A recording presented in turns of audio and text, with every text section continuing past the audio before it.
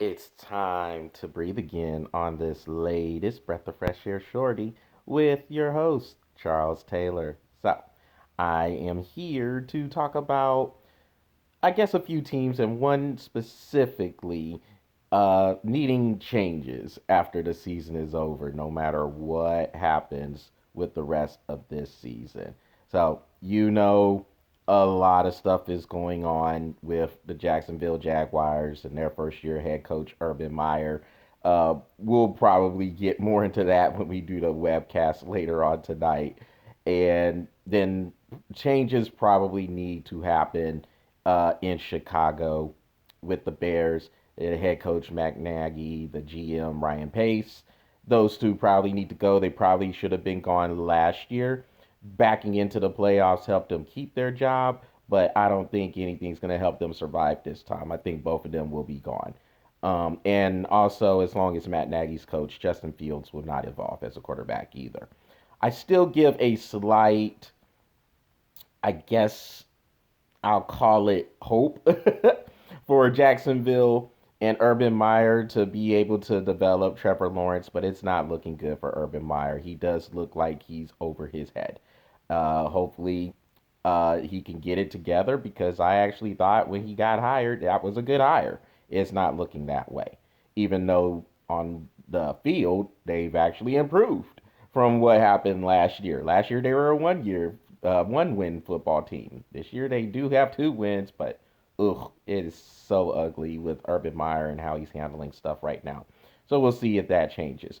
Uh, but another place where changes, in my eyes, need to happen is in Minnesota with the Vikings. Now, I get it. I know the Minnesota Vikings, they're coming off of a Thursday night win over the Pittsburgh Steelers, 36 to 28.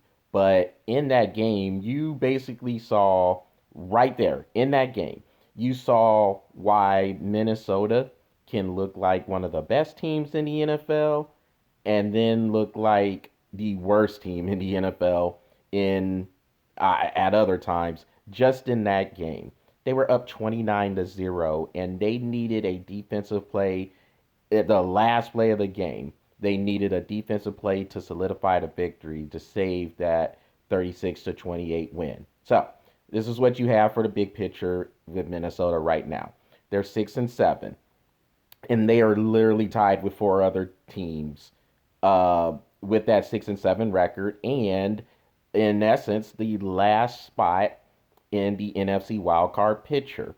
Right now, that spot belongs to the Washington football team, but Minnesota has the same record as Washington, along with Atlanta, New Orleans, and oh man, the other team's escaping me right now. Oh, and Philadelphia. So all 5 of those teams have 6 and 7 record right now. So yes, right now looks like Minnesota still has a lot to play for. They're sitting at 6 and 7, and there's a chance they can get into the playoffs. So especially in a year like this, anything can happen because parity, which I actually love, but parity is running rampant in the league. You have 3 teams with 10 victories right now, the Green Bay Packers, Tampa Bay Buccaneers, and Arizona Cardinals. Everybody else has 9 or less. And if you're able to get into the playoffs, it is possible you can make a run and get to the Super Bowl in Los Angeles. It is possible. That I mean, teams, there's no one dominant right now in the NFL. So if you're able to get in, then there's a chance you got that hope that you can make a run. But personally, I don't think Minnesota's one of those teams. I don't care if they do get in. I get how much talent they have on both sides of the ball. But the things that are holding them back, one is the head coach, Mike Zimmer, and the other one is the quarterback, Kirk Cousins. Now, you have to remember, Minnesota, not too long ago, in 2017, they made the Super Bowl. Or not, whoa, whoa, whoa, whoa, Charles. They made the NFC Championship game in 2017 with Case Keenum as their quarterback. So them bringing in Kirk Cousins said this guy, Kirk Cousins, could get them over that hump and into the Super Bowl, if not win the Super Bowl.